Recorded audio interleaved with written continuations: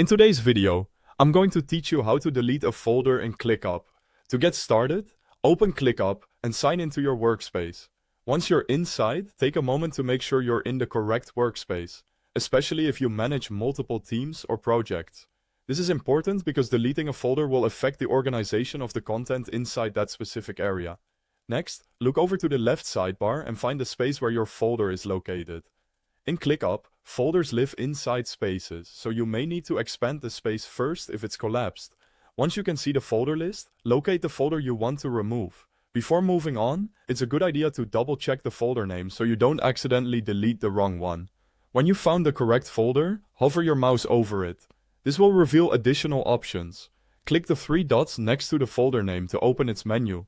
This menu gives you access to different folder actions, including the option to delete it. From that menu, click Delete. At this point, ClickUp will usually ask you to confirm the action. This extra confirmation step helps prevent accidental removal, which is especially helpful if the folder contains important lists or tasks. To complete the process, click Delete Folder in the confirmation prompt. After you confirm, the folder will be removed from your workspace view. Keep in mind that deleting a folder can also affect the items stored inside it. So it's always smart to review what's in the folder before confirming the deletion.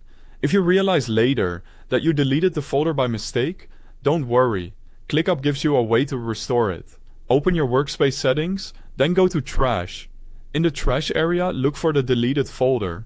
Once you find it, click Restore. This will bring the folder back, which can be very helpful if something was removed accidentally or if you change your mind after deleting it. That's all it takes to delete a folder in ClickUp and restore it if needed.